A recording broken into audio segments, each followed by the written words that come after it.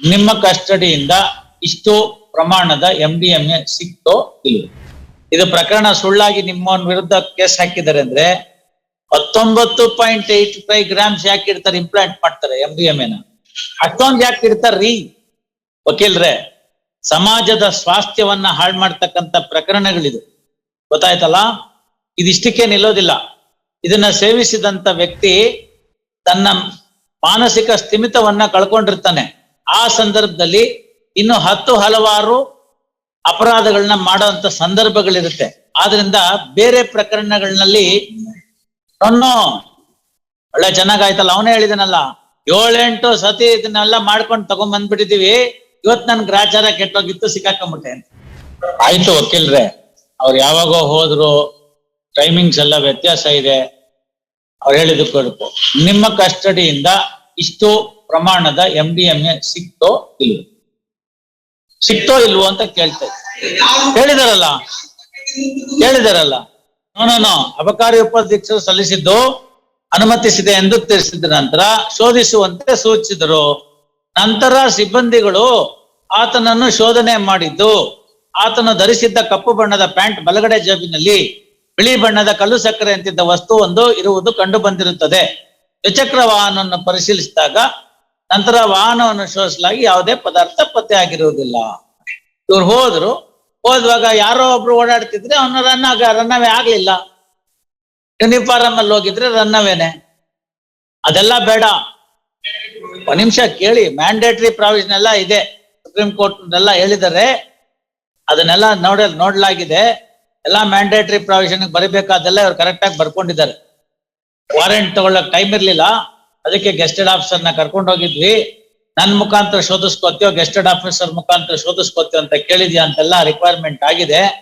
ಅಂಗ ಶೋಧನೆ ಬೇರೆ, ವೆಹಿಕಲ್ ಶೋಧನೆ ಬೇರೆ, ಮನೆ ಒಳಗಡೆ ಶೋಧನೆ ಬೇರೆ. ಅದಕ್ಕೆ ಆಗ್ತಕ್ಕಂಥ 42, 51 ಇವೆಲ್ಲ ಬೇರೆ ಬೇರೆ ಸೆಕ್ಷನ್ಸ್ ಇದೆ.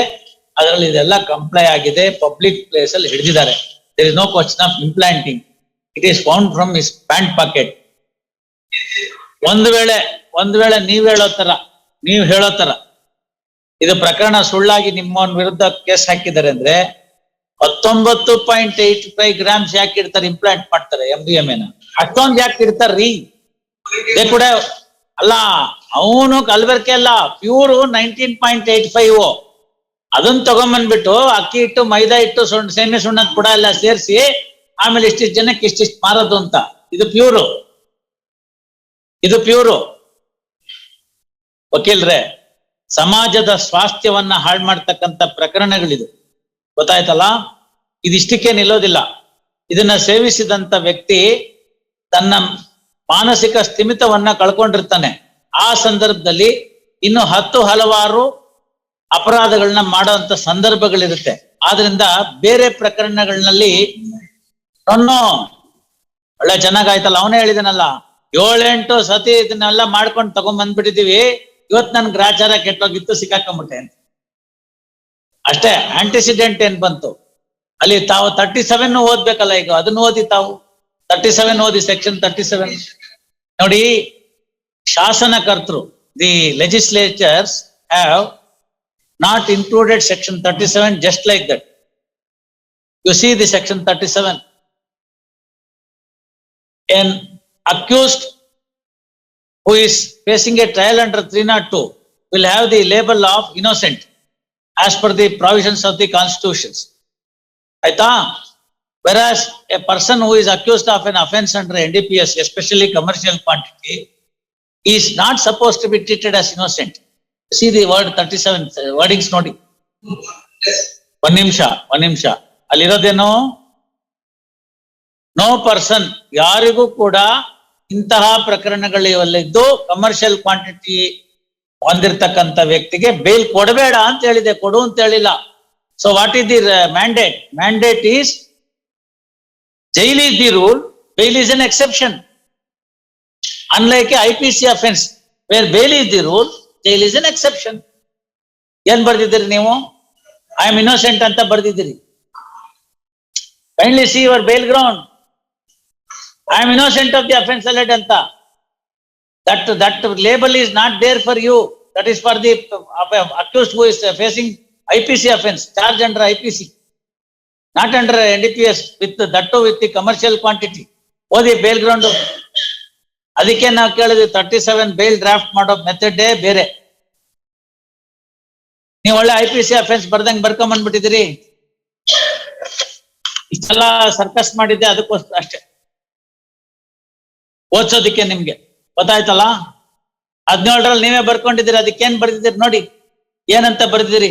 ಈ ಕೇಸ್ ಇರೋದು ಏನು, ನೀವು ಬರ್ದಿರೋದೇನು ಇರತಕ್ಕಂಥದ್ರಲ್ಲಿ, ಸ್ವಾಮಿ ಈ ಪ್ರಕರಣದಲ್ಲಿ ನಾನು ಈ ಕೃತ್ಯಕ್ಕೆ ಭಾಗಿಯಾಗಿಲ್ಲ ಅನ್ನೋದನ್ನ ತೋರ್ಸೋದಿಕ್ಕೆ ಇಷ್ಟೆಲ್ಲ ಮಾಹಿತಿ ಇದೆ, ಇಷ್ಟೆಲ್ಲ ವಿಚಾರಗಳಿದೆ ಅಂತ ತೋರ್ಸೋದಿಕ್ಕೆ ಏನಿದೆ ತೋರ್ಸಿ. ಮಾಜರ್ ಯಾವ ರೇಟ್ the court has gone through it. ಮಾಜರ್ನಲ್ಲಿ ನಿಮ್ಗೆ ಬೇಕಾಗಿರೋ ಯಾವುದೇ ಅಂಶಗಳು ಇಲ್ಲ. ಮುಂದೇನಾದ್ರು ಇದ್ರೆ ಹೇಳಿ. ಇದು ಏನಾಗಿದೆ ಅಂದ್ರೆ, ಇದು ಕಾಪಿ ಪೇಸ್ಟಿನ ಪ್ರಭಾವ, ಕಟ್ ಅಂಡ್ ಪೇಸ್ಟ್ ಅಂತ ಇರುತ್ತಲ್ಲ, ಅದರ ಪ್ರಭಾವ ಇದು. ಗೊತ್ತಾಯ್ತಲ್ಲ? ಯಾವುದಾದರೂ ಒಂದು ಪ್ರಕರಣದಲ್ಲಿ ಕಾಯ್ದೆ ವಿರುದ್ಧವಾಗಿ ನೀವೇನಾದ್ರು ಬರ್ದಿದ್ರೆ ನಾವು ಅದನ್ನ ಹೇಗೆ ಪರಿಗಣನೆಗೆ ತೆಗೆದುಕೊಳ್ಳೋದು? ಆಯ್ತಾ? ಅಷ್ಟೇ ಅಲ್ಲ, law abiding citizen roped in false case for reasons best known to the respondent and petitioner got valid and tenable defense. ಕೇಳ್ಬೇಕಲ್ಲ ಡಿಫೆನ್ಸ್ ಏನು ಅಂತ, ವ್ಯಾಲಿಡ್ ಅಂಡ್ ಟೆನಬಲ್ ಡಿಫೆನ್ಸ್ ಏನು ಅಂತ ಹೇಳ್ಬೇಕು. ಈ ಆರೋಪಿಗೂ ಹೆಡ್ ಆಫ್ ದಿ ರೈಟ್ ಪಾರ್ಟಿಗೂ ಪಾರ್ಟಿಷನ್ ಸೂಟ್ ಇತ್ತೆ ಇಲ್ಲ. ಹೋಗ್ಲಿ, ಅವರು ಬೇರೆ ಬೇರೆ ಪೊಲಿಟಿಕಲ್ ಪಾರ್ಟಿಗೆ ಸೇರಿದವ್ರೆ ದ್ವೇಷ ಸಾಧಿಸೋದಕ್ಕೆ. ಒಬ್ಬ ಸರ್ಕಾರಿ ಅಧಿಕಾರಿ ಇಂತಹ ಕುಕೃತ್ಯಗಳನ್ನ ತಡಿಬೇಕಾದಂಥದ್ದು ಅವ್ರ ಜವಾಬ್ದಾರಿ. ಆ ಜವಾಬ್ದಾರಿಯನ್ನ ನಿರ್ವಹಿಸಿದ್ದಾರೆ. ಒಬ್ಬ ವ್ಯಕ್ತಿ ಮೇಲೆ ಗುಮಾನಿ ಬಂದಿದೆ. ಗುಮಾನಿ ಬಂದಾಗ ಇಬ್ಬರನ್ನ ಪ್ರತ್ಯೇಕವಾಗಿರ್ತಕ್ಕಂಥ ಯಾರಿಗೂ ಸಂಬಂಧ ಪಡದೇ ಇರೋಂತ ಇನ್ನಿಬ್ಬರು ವ್ಯಕ್ತಿಗಳನ್ನ ಕರ್ಕೊಂಡು ಹೋಗಿದ್ದಾರೆ. ಅವರು ಪಂಚರ್ ಆಗಿದ್ದಾರೆ. ಅವ್ರ ಜೊತೆ ಕೆಲವ್ರನ್ನ ಮಫ್ತಿನಲ್ಲಿ ಕಳಿಸ್ತಾರೆ. ವ್ಯಕ್ತಿ ಏನ್ ಮಾಡ್ತಾನೆ, ಅವ್ರನ್ನ ಹಿಡ್ಕೊಳ್ಳಿ ನೋಡೋಣ ಅಂತ ಇವ್ರು ಅಲ್ಲಿಗೆ ಹೋಗ್ತಾರೆ. ಆ ವ್ಯಕ್ತಿ ದ್ವಿಚಕ್ರ ವಾಹನದ ಮೇಲೆ ಕೂತಿರ್ತಾನೆ. ಇವ್ರು ಹೋಗಿ ಹಿಡ್ಕೋತಾರೆ. ಆಮೇಲೆ ಇವ್ರು ಯೂನಿಫಾರ್ಮ್ನವ್ರು ಬರ್ತಾರೆ, ಕೇಳ್ತಾರೆ ಏನಪ್ಪಾ ಏನೇನಾಯ್ತು ಅಂತ. ಆವಾಗ ಅವನು ಸಮರ್ಪಕವಾದ ಉತ್ತರ ಕೊಡೋದಿಲ್ಲ. ನೋಡಪ್ಪ ನಿನ್ನನ್ನು ಶೋಧನೆ ಮಾಡ್ಬೇಕು ಅಂತ ಹೇಳ್ತಾರೆ. ಇವ್ರ ಹತ್ರ ಮಾಡಿಸ್ಕೊತೀಯ, ಇಲ್ಲ ನಾನೇ ಮಾಡೋದ ಅಂತ ಕೇಳ್ತಾರೆ. ಅದನ್ನ ಬರ್ದಿದ್ದಾರೆ ಅಲ್ಲಿ. ಬರ್ದಾದ್ಮೇಲೆ ಅದಕ್ಕೆ ಸಫಿಷಿಯಂಟ್ ಕಂಪ್ಲೇಂಟ್ಸ್ ಇದೆ. ನೀವು ಇವನ್ನ ಅಲ್ಲಿ ಇಡಿಸ್ಕೊಂಡು ಅಲ್ಲಿಂದ ಜೂರಿಸ್ಡಿಕ್ಷನಲ್ ಮ್ಯಾಜಿಸ್ಟ್ರೇಟ್ ಹತ್ರ ಮನೆಗೋ ಕೋರ್ಟ್ಗೋ ಬಂದು, ಸ್ವಾಮಿ ಇವನನ್ನು ಶೋಧಿಸೋದಕ್ಕೆ ನಮ್ಮನ್ನ ವಾರೆಂಟ್ ಕೊಡಿ ಅಂತ ಕೇಳಿ, ಆ ಸಾಹೇಬ್ರು ಆ ವಾರೆಂಟ್ ಕೊಡೋ ತನಕ ಅವ್ನು ಅಲ್ಲೇ ಕೂತಿರ್ತಾನೇನು? ಅಲ್ಲ, ಅಲ್ಲೇ ಕೂತಿರ್ತಾನ ಅಂತ ಕೇಳ್ತಾ ಇದ್ದೀನಿ. ಅಲ್ಲ, ಕೂತಿರ್ತಾನೆ ಅಂತಂದ್ರೆ ನೀವು ಅಲ್ಲೇ ಕೂತಿರ್ತಿದ್ದೆ ಸರ್ ಅಂದ್ರೆ ಪರವಾಗಿಲ್ಲ. ನೀವ್ ಹೇಳ್ಬೇಕಾಗಿತ್ತು 7 ಗಂಟೆಗೆ ಇದ್ದೆ ನಾನು. 7 ಗಂಟೆಗೆ ಗೊತ್ತಾಗಿತ್ತು ಅವ್ರಿಗೆ. 7ರಿಂದ 9ವರೆಗೂ ನಾನು ಇಂತಿಂತ ಕಡೆ ಎಲ್ಲ ಓಡಾಡ್ಕೊಂಡ್ ಪುನಃ ಅಲ್ಲೇ ಕೂತೆ. ಮತ್ತೆ ಆಯ್ತಲ್ಲ, ಸಿಬ್ಬಂದಿಗಳು ಅಂದ್ರೆ ಇತ್ತವ್ರ ಹೆಸರು, ಅವ್ನ್ ಮೂಗರ್ಸ್ಕೊಂಡ, ಇವನ್ ಖರ್ಚಿಪ್ ಇಟ್ಕೊಂಡಿದ್ದ ಅಂತ ಹೇಳ್ಬೇಕು.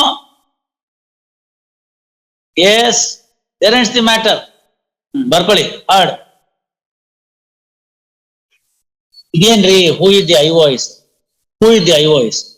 ಅವರ ಕೇಸಿನ ಪ್ರಕಾರ ನಿನ್ನೆ ಮೊದಲನೇದು ಮಂಜೇಗೌಡ, ಆತನ್ನ ಮದುವೆ ಮಾಡ್ಕೊತಾನೆ ಬಲವಂತವಾಗಿ ಹುಬ್ಳಿ ಕರ್ಕೊಂಡು ಹೋಗ್ತಾರೆ. ಅಲ್ಲೂ ಮೈನರ್ ಇರುತ್ತೆ, ಅಲ್ಲಿ ಮುಗಿಯುತ್ತೆ. ಅವನ ಆಮೇಲೆ ದುಡಿಯಕ್ ಹೊರಟೋಗ್ತಾನೆ. ದುಡಿಯಕ್ ಹೊರಟೋದ್ಮೇಲಿಂದ ಈ ಬಾಲ್ಕಿಯರ್ ಮಂದಿರಕ್ಕೆ ಕರ್ಕೊಂಡ್ ಬರ್ತಾರೆ, ರಕ್ಷಣೆ ಮಾಡ್ಕೊಂಡು ತಾಯಿ ಕೊಡ್ತಾರೆ. ಆ ನಂತರ ಅವ್ರ ಭಾವ ಮತ್ತೆ ಈಕೆ ಸೇರ್ಕೊಂಡು ಎಲ್ಲ ಮಾಡಿ ಈ ಶಿವಕುಮಾರ್ಗೆ ಇನ್ನೊಂದು ಲಗ್ನ ಮಾಡ್ತಾರೆ. So it's a separate incident. Separate FIR ಆಗ್ಬೇಕು. ಸಪರೇಟ್ FIR ನಲ್ಲಿ ಆರೋಪಿನ ಶಿವಕುಮಾರ್ನ ತೋರಿಸ್ಬೇಕು. ಶಿವಕುಮಾರ್ನ ತೋರ್ಸಾದ್ಮೇಲಿಂದ child marriage act, POCSO act ಎಲ್ಲ ಸೇರಿಸ್ಕೊಂಡು ಅದೇನ್ ಹಾಕ್ತಿರೋ ನೀವೆಲ್ಲ ಹಾಕಿ ಅದ್ರಲ್ಲಿ ತನಿಖೆ ಮಾಡಿ ಅದ್ರಲ್ಲಿ ಅರೆಸ್ಟ್ ಮಾಡ್ತೀವಿ. ಅಂಡರ್ಸ್ಟ್ಯಾಂಡಬಲ್. ಆ ಕೇಸಲ್ಲಿ ಇವ್ರನ್ನ ಸೇರಿಸ್ಬಿಟ್ಟು ನೀವು ಅರೆಸ್ಟ್ ಮಾಡ್ತೀನಿ ಅಂದ್ರೆ ಊರವ್ರ ಕೇಸಲ್ಲಿ ಎಲ್ಲ arrest ಆಗ್ಬೇಕಾಗುತ್ತೆ. That's the wrong that they have committed. Investigation agency has, but that's not a ground to consider under 413. Your case is good for the 482.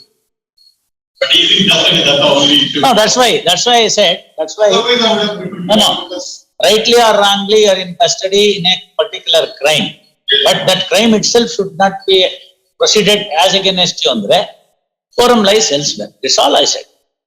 If I had the 482 jurisdiction in my roster, though in this petition itself I would have converted into 482 and passed some orders.